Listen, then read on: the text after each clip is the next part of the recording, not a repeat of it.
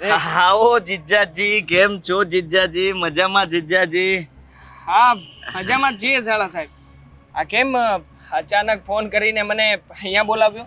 અચાનક જ મારી બેનનો ફોન આવ્યો મારા પર ને અચાનક જ બધી ખબર પડી મને, એટલે અચાનક તમને અહીંયા મળવા માટે બોલાવવા પડ્યા. ફોન કર્યો હતો? હો? કેમ, કઈ વાતને લઈને? તમે મને રૂપિયા આપવાના છો ને એટલા માટે. લાવ રૂપિયા. રૂપિયા? હા. શેના? શેના કયા એટલે? રૂપિયા? હા કેમ ભૂલી ગયા? મેં તમને ફોન કરીને એકવાર કીધું તું કે નહીં? નવો બિઝનેસ મગજમાં આવ્યો છે અને એવો બિઝનેસ છે ને કે આમ જો પાટે ચડશે ને એટલે ઉતરશે જ નહીં. હા પણ એ સમયે મેં પણ તમને કહ્યું હતું ને કે હમણાં રૂપિયાની સગવડતા નથી. આ મારે થોડી ઘણી સગવડતા થશે પછી તમારા બિઝનેસ પ્લાનમાં રૂપિયા રોકીશું આપણે. અરે ક્યારે તમારે હવે સગવડતા થશે? હે ખોટું શું કામ બોલો છો? બધી જ ખબર પડી ગઈ છે મને કે તમે તમારી બેનના બીજી વાર લગ્ન કરાવવાના છો. હા તો સગવડતા ક્યાંથી કરવાના? તમારી પાસે હોય તો જ તમે સગવડતા કરવાના છો ને. એટલે મેં વિચાર્યું કે જીજાજીને બોલાવીને રૂપિયાની ઉઘાણી કરી લઉં. સારું થયું તમે મને યાદ કરાવ્યું.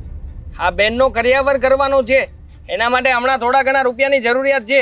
આ તમે મંડળ ચલાવો છો ને તો એમાંથી થોડા ઘણા રૂપિયા મને વ્યાજે મળી શકે એવું હોય તો કરજો ને એડજસ્ટ. જીજાજી મંડળને ઉઠાડવાનું નથી, એને ચલાવવાનું છે. એટલે તમે એ વાત ના રહેવા દો. એમાંથી 1 રૂપિયો પણ નહીં મળી શકે. એમ પણ તમારી જેવા ઘણા બધા લોકોએ રૂપિયા ઉપાડ્યા છે અને હજી એ પાછા નથી આપ્યા, ખાલી વ્યાજ આપે છે. હા વાર છે હજી બેનના લગ્નની. 4-5 મહિના પછી લગ્નનું ગોઠવાશે. તો આ મને કઈ વાતચીત ચાલે. ઉતાવળ નથી. તમ તારે 4-5 મહિના પછી તમે જે લગ્ન કરવાના છો તો પેલા 2 મહિનામાં મને પૈસા આપી દો. બીજા 4 મહિના પછી હું તમને રૂપિયા પાછા આપી દઈશ. પછી તમારે જે કરવું એ કરજો. પણ પૈસા નથી એની તો વાત છે. હા એટલા માટે તો કહી રહ્યો છું. આ પૈસા હોત તો પછી અત્યારે જ ના બધી વસ્તુઓની ખરીદી ચાલુ કરી દીધી હોત. પણ જુઓ ને હજી તો વાતચીત ચાલી રહી છે. આ બધું નક્કી થાય, થોડું ઘણું ગોઠવાય, આ પછી કંઈક ખરીદી ચાલુ કરવાનો વિચાર છે. એટલે 2-3 મહિનામાં થાય એવું હોય તો તમે કરી આપજો ને. આ હું તમારું વ્યાજ પણ સમયસર આપી દઈશ. પૈસા પણ ખોટી નહીં કરું. મારી પાસે રૂપિયા હોત તો હું તમારી પાસે શું કામ ને માંગુ? હે આ તમારી પાસે ભદિયા આટલા બધા વધી ગયા છે એટલા માટે ધામધૂમથી બીજી વાર લગ્ન કરવાનું વિચારો છો. આ બીજી વાર કોઈ આવો વિચાર ન કરે. બીજી વાર તો છે ને શાંતિથી વળાવી દેવાનો વિચાર કરે. પણ એવું તમે કરતા નથી. જુઓ મજાક કરું છું તમારી સાથે. જોકે મારે પૈસા જોઈતા પણ નથી. આ ચેક કરતો હતો કે મારા શાળા સાહેબ આટલું મોટું મંડળ ચલાવે છે તો શું પૈસાની મદદ કરી શકે છે કે નહીં.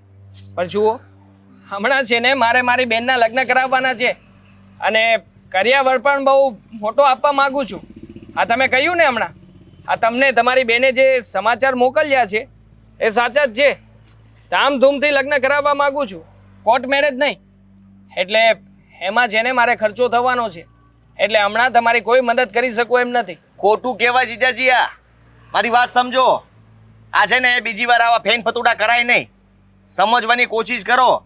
આ તમારી બેને એકવાર તો નાક કપાવ્યું છે, હજી બીજી વાર પરણાવીને નાક કપાવવું છે. રૂપિયાનું પાણી શું કામ કરો છો? હા સમજાવવા માટે આવ્યો છું તમને. બસ શાળા સાહેબ હા બોલવામાં જરા મર્યાદા રાખજો. આ તમે એ વાત ભૂલી ના જતા કે તમે તમારા જીજાજી સામે વાત કરી રહ્યા છો. તો બેને નાક કપાવ્યું છે એટલે નાક નથી કપાવ્યું. અમારી બેને છે ને સારું કામ કર્યું છે જે આજની સમાજની દરેક દીકરીઓએ કરવું જોઈએ. સામે વાળું પાત્ર સારું ના હોય, નથી ગમતું તો છૂટું થઈ જવાય. એમાં શું ખોટું છે?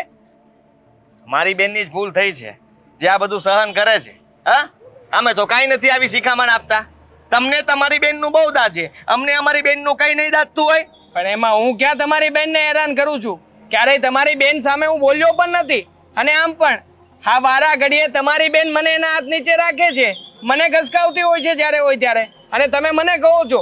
હા જુઓ સમજવાની કોશિશ કરો.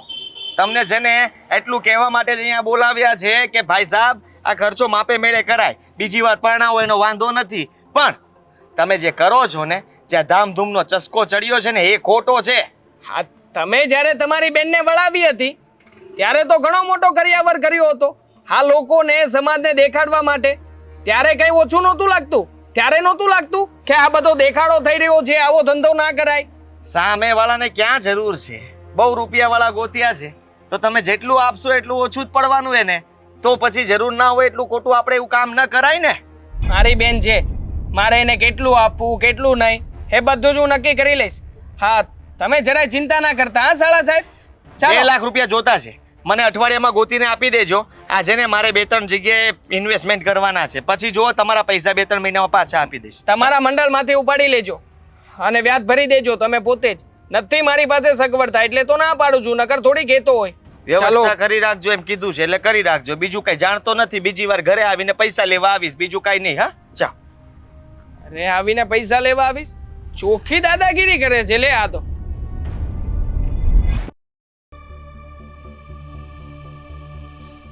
હવે મારી સામે જોયા કરશો.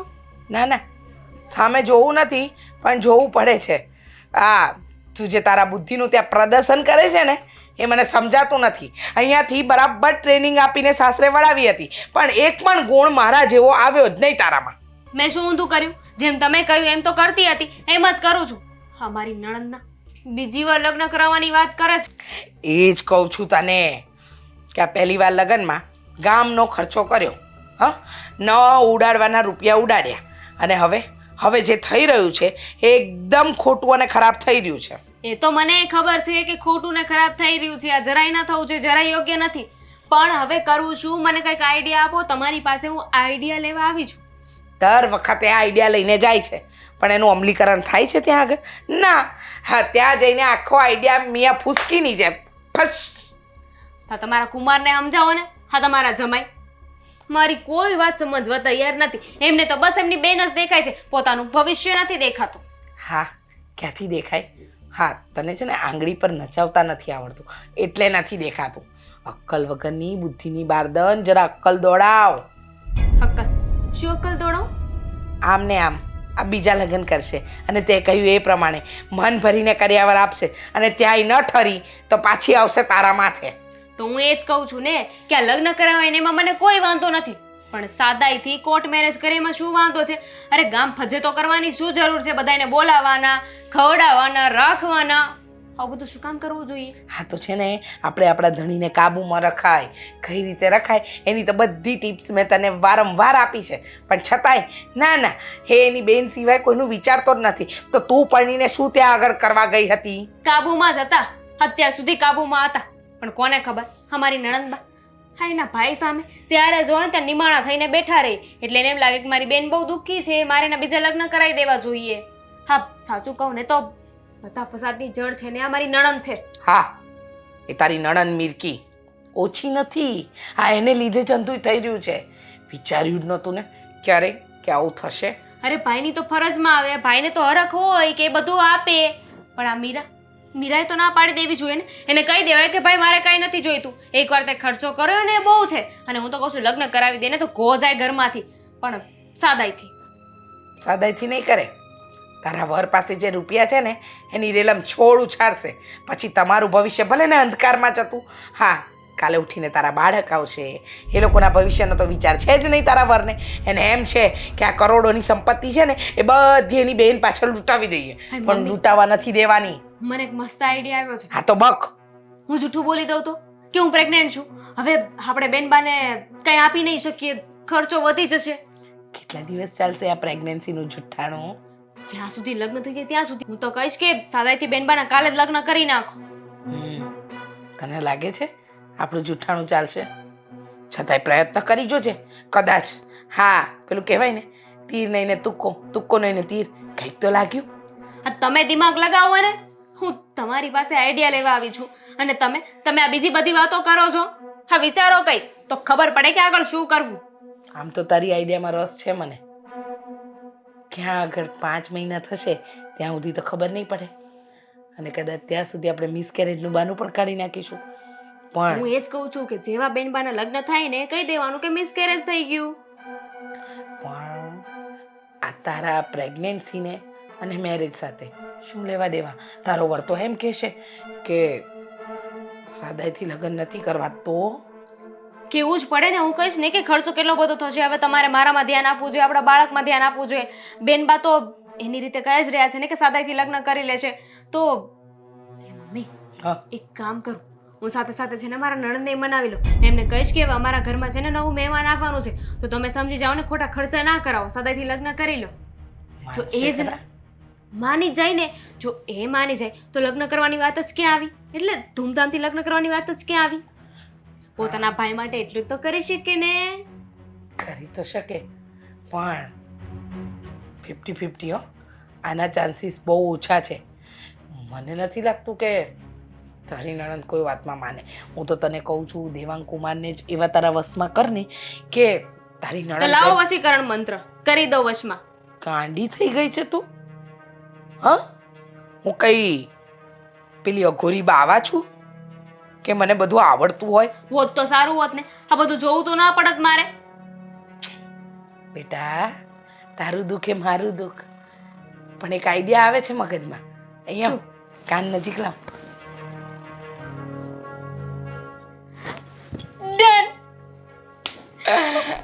આઈડિયા છે ને ટોપ સિક્રેટ આઈડિયા છે. કરી જોજે. હા આઈડિયા તો તારો સારો છે. પ્રયત્ન બધા ચાલુ રાખ. નણંદ મિશન જ્યાં સુધી કમ્પ્લીટ ના થાય ને ત્યાં સુધી દોડાડે રાખ.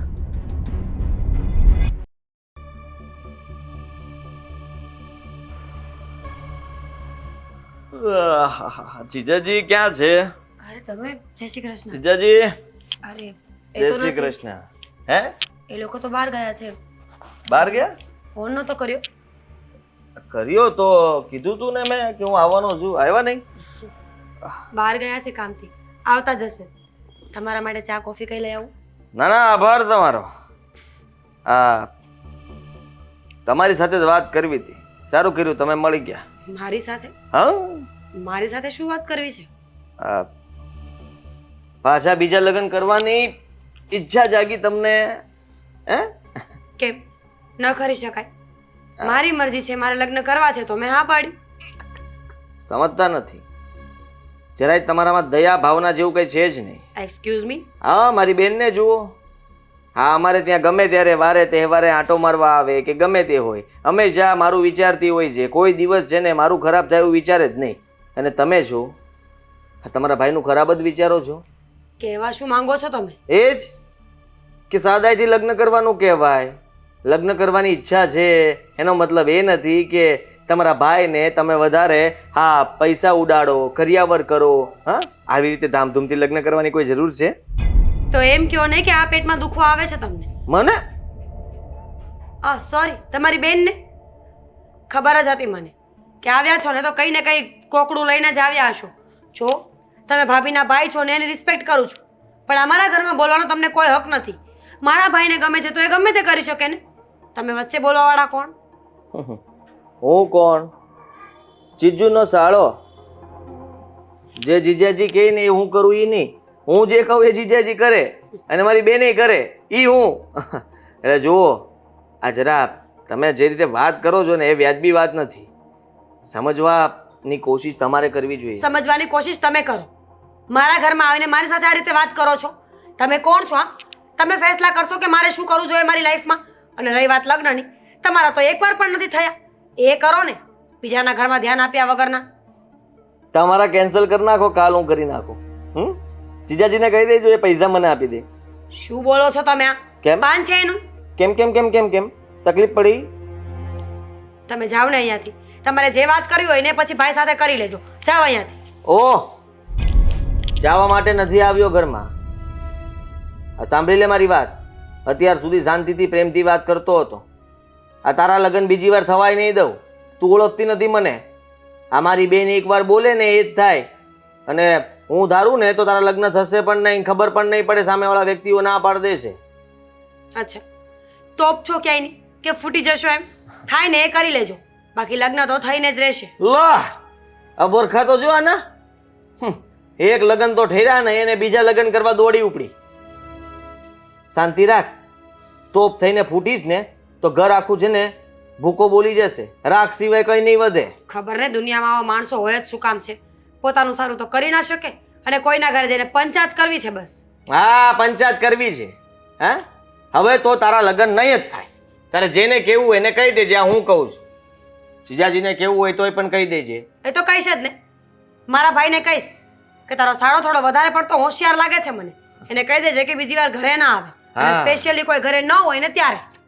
મારી બેન પણ કહેતી જ હતી કે મારી નણંદને નાક તો છે નહીં, છતાંય તે આ ખબર નહીં કેમ આટલો પાવર કરીને કેમ ફરે છે. યુ નો વોટ, મારે અહીંયા બેસવું જ નથી. બેસ એકલો તું. અરે એમ ક્યાંથી જતા હે ક્યારનો પ્રેમથી કહું છું, સમજાતું નથી. અમારી બેનની આંખમાં એક પણ આંસુ આવે ને એ મારાથી ના જોવાય. હા જો લગ્ન તું નહીં કરે, સામેથી તારા ભાઈને પ્રેમથી ના પાડી દે અને કહી દે મારે આ લગ્ન નથી કરવા. હા, તારા લગ્ન અમે કરાવીશું, અમારી જ્યાં મરજી હશે ત્યાં, મારી બેન કહેશે ને ત્યાં. સમજી ગઈ? નહીં માની તો ખોટું થશે, તકલીફ પડશે. અને હું કામ આ વાતને તમે લાંબી કરો છો, વધારો નહીં. હા, ભાઈ બેન એક જ છો ને, આગળ પાછળ બીજું કોઈ છે નહીં. તો વિચાર કરો કે અમે તમારો પરિવાર છીએ અને પરિવારના સભ્ય તરીકે અમે તમને સમજાવીએ છીએ.